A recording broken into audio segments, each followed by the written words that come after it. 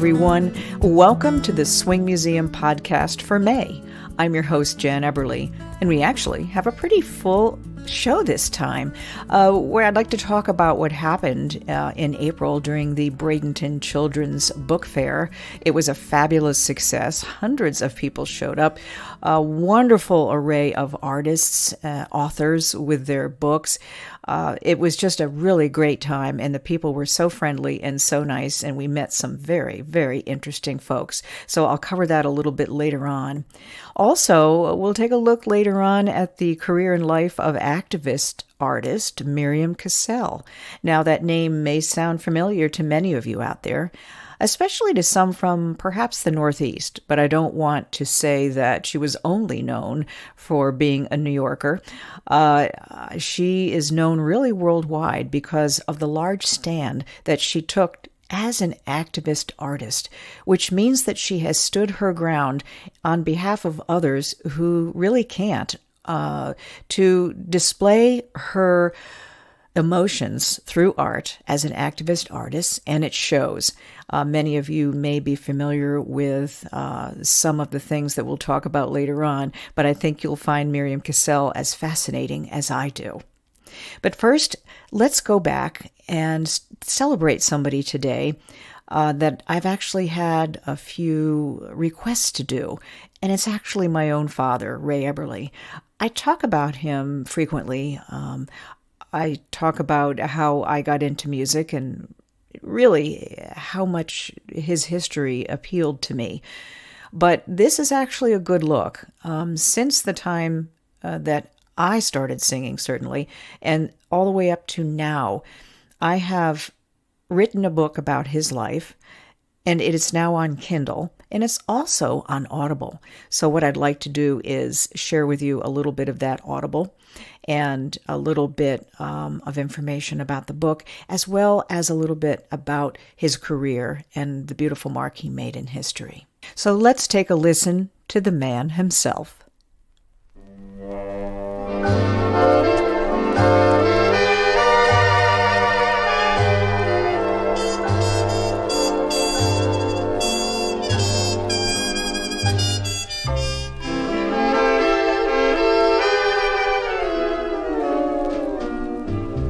Did I remember to tell you I adore you, and I am living for you alone?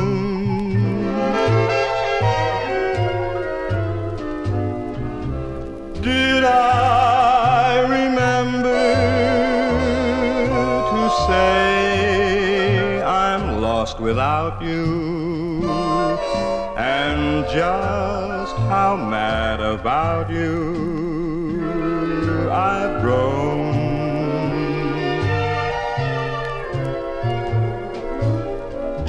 You were in my arms, and that was all I knew. We were alone, we two. What did I say to you? Did I remember to tell you I adore you and pray forevermore you are mine?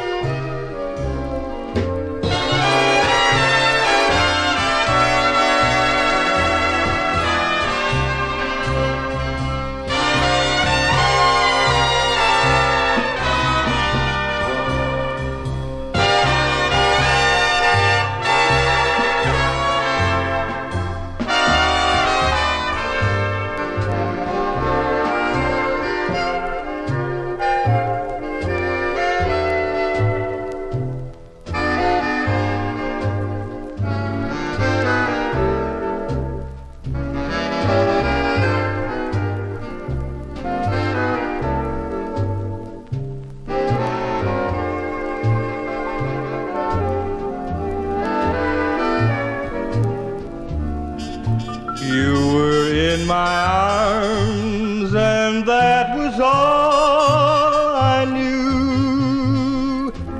We were alone, we two. What did I say to you? Did I remember to tell you I adore you and pray forevermore you are mine?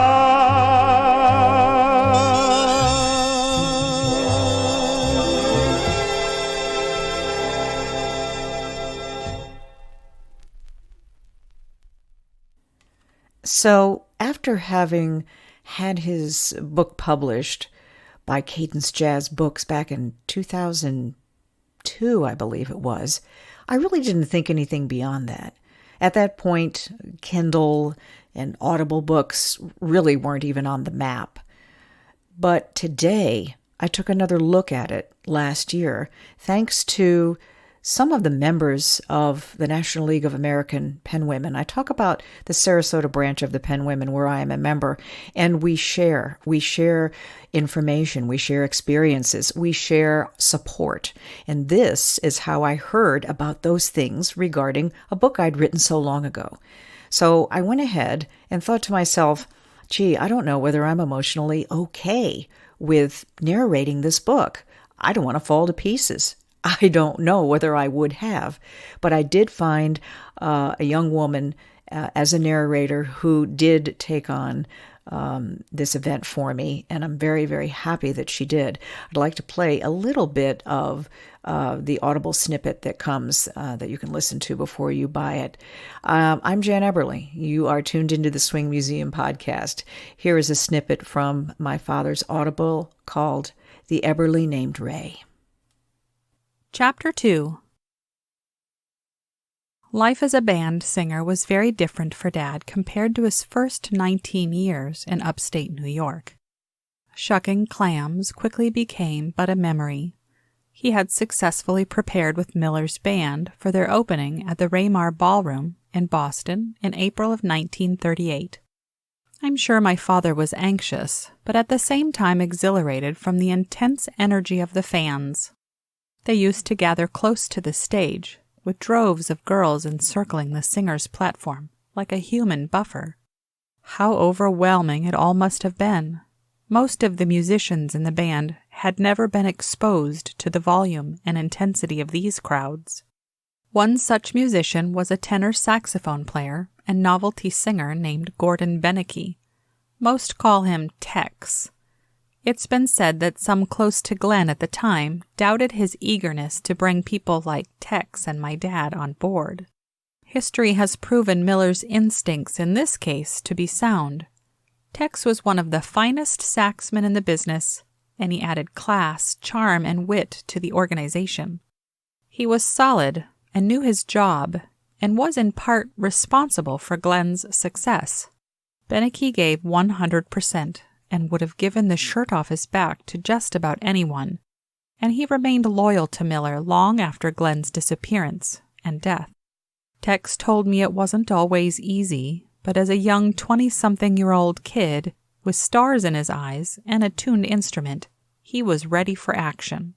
Singer Marion Hutton was also on board. Her specialty was the novelty swing tune. She was a darling and quite a showwoman. She knew her strengths and used them well. My father, still the kid in the first months, remained persistent in pleasing Miller. He sang tunes in ungodly keys and kept the girls interested with his looks and charms. It was Miller's show. His name was up front. The musicians played his famous, unique sound, heard mainly in the octave split of the sax section. Dad sang his heart out on ballads, while Marion and the modern airs kept the kids dancing, but the glory went to the band leaders. The singers and musicians were nothing but players. Hi, everyone. I'm Jan Eberle, your host of the Swing Museum podcast. Tune in by day to KSAV.org to hear the best of old-time radio since, Well, Old Time Radio. And check out their broadcast schedule where you can listen to a different hosted show every evening. How fabulous. But don't forget to check out my Swing Museum podcast archive page for the latest and greatest in my world and the world of art. So tune in to ksav.org, your radio home on the web. Well, welcome back to the Swing Museum podcast for May. I'm your host, Jan Eberle. Still ahead, a look at the Bradenton 5th Annual Children's Book Fair. It was loads of fun. Authors reading to children, a ton of people. It was a great success, and I'll share that with you a little bit later on. Also, in last month's podcast, we talked to Lolly Owens, and I don't want to even say if you're just in Sarasota. If you like coming to Sarasota because of all of the art exhibits and so on that go on around the county from any place in the state, I really encourage you to go to the Ringling College of Art and Design, where there's been an ongoing, starting May 28th through June 20th, an ongoing opening and gallery exhibit called The Beauty of Small. I love that.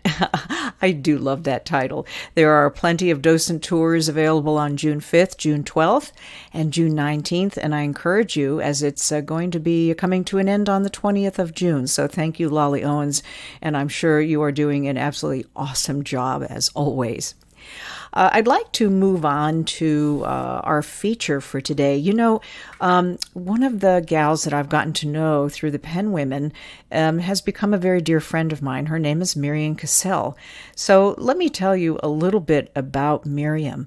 Miriam Cassell, as an art activist, has created outspoken images against social wrongs.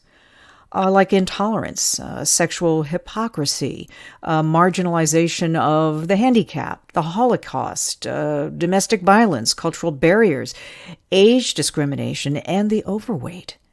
And her work has been described by lovers of art and critics alike as powerful, dramatic, highly emotional, profound, symbolic, vivid colors, sharp images.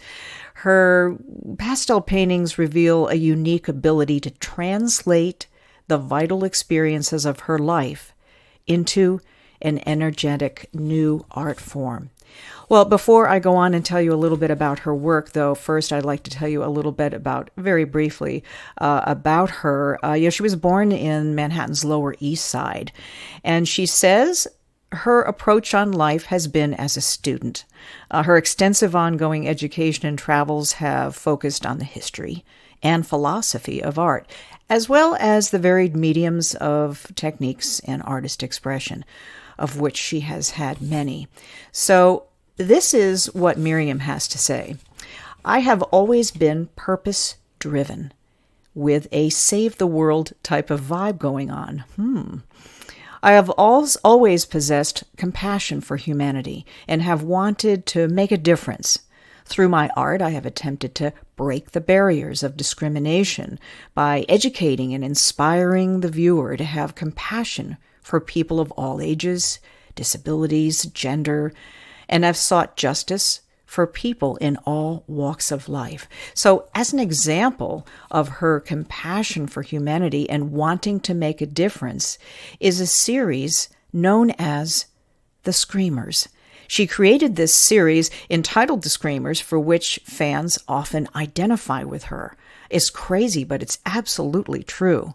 And screaming is, she says, a fundamental expression of feeling of all cultures. The universality of this primal explosion of emotion is a tribute to the endurance of the human spirit. Amen to that. The screamers confront. They interact with one another, reflecting our love and desperation. Emotional catharsis resounds. We are one. Amen, girl. Amen. Well, I would like to take some time to show you some of the works, only scratching the surface, but she's been very generous with the amount of material that she's been able to bring up, and she said I could keep going and more. My inbox was full. So I'd like to bring you a little bit of Miriam Cassell. You are tuned in to the Swing Museum podcast for May. I'm Jan Eberle. This is Miriam Cassell.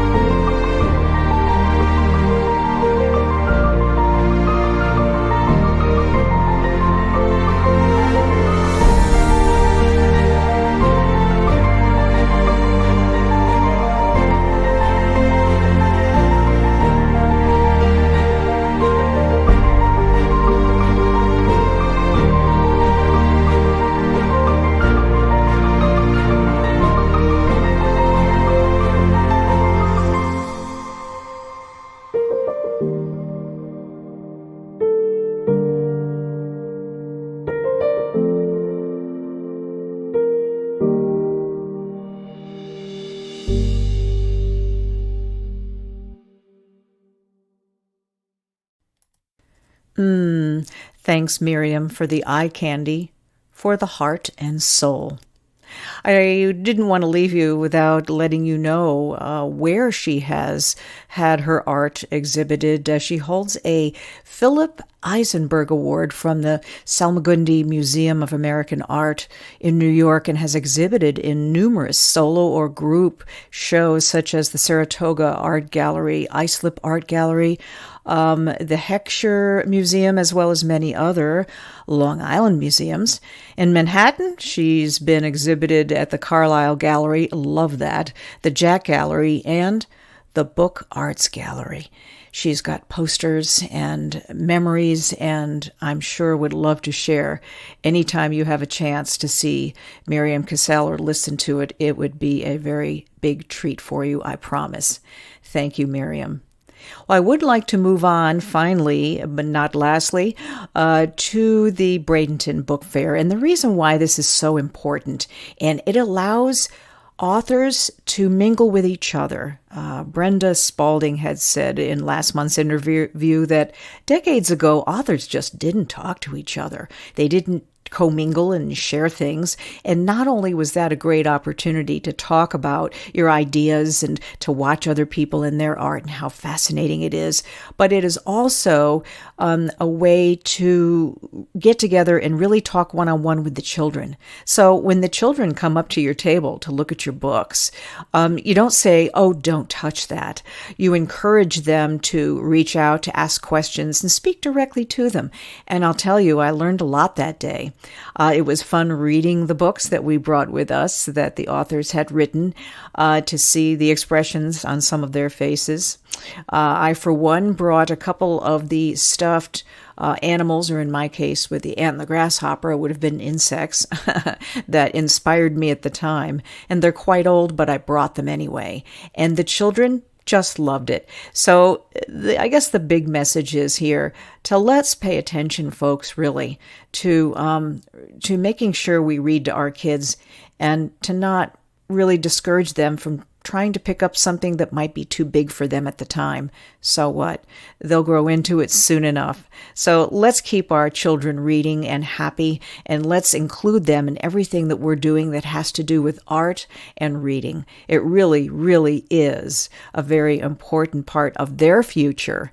And I recently heard something from somebody very wise, and they said that children make up 25% of us and 100% of our future. And I took that to heart in a very, very good way.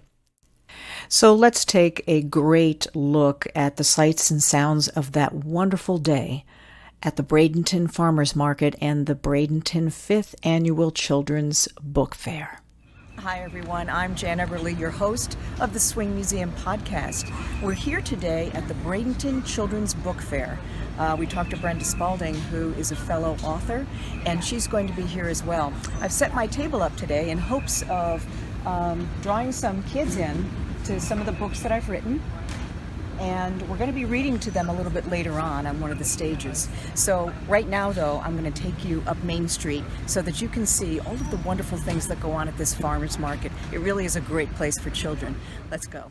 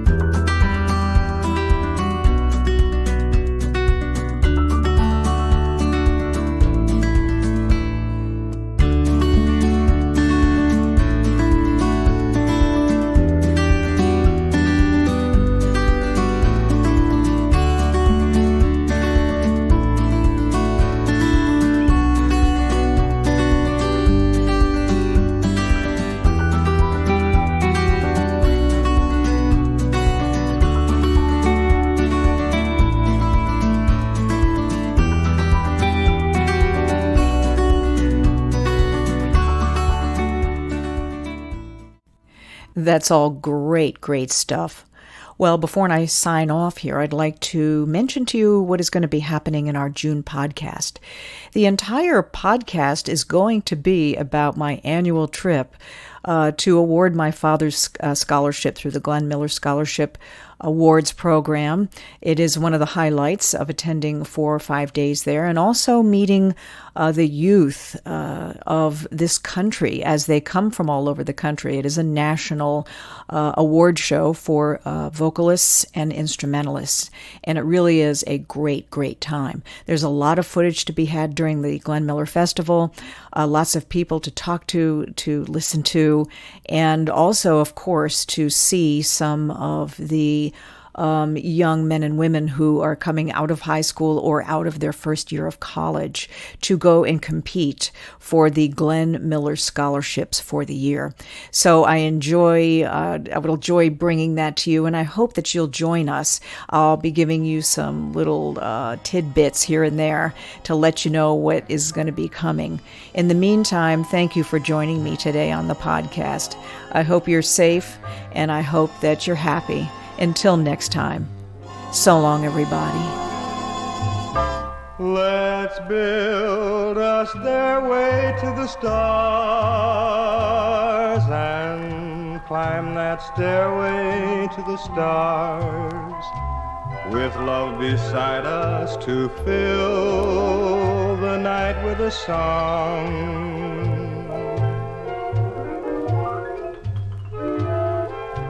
We'll hear the sound of violins out yonder where the blue begins.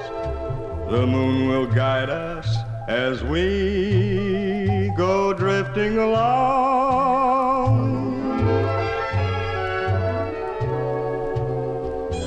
Can't we sail away on a lazy daisy petal over the rim of the hill? Can't we sail away on a little dream and settle high on the crest of its roof? Let's build a stairway to the stars, a lovely stairway to the stars. It would be heaven to climb to heaven with you.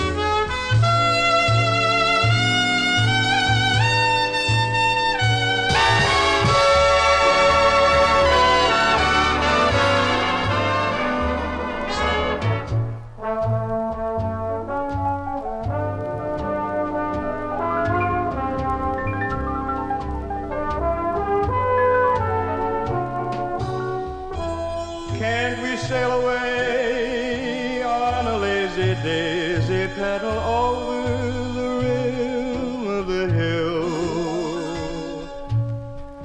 Can't we sail away on a little dream and settle high on the crest of a thrill? Let's build a stairway to the stars, a lovely stairway to the stars. It would be heaven to climb to heaven with you.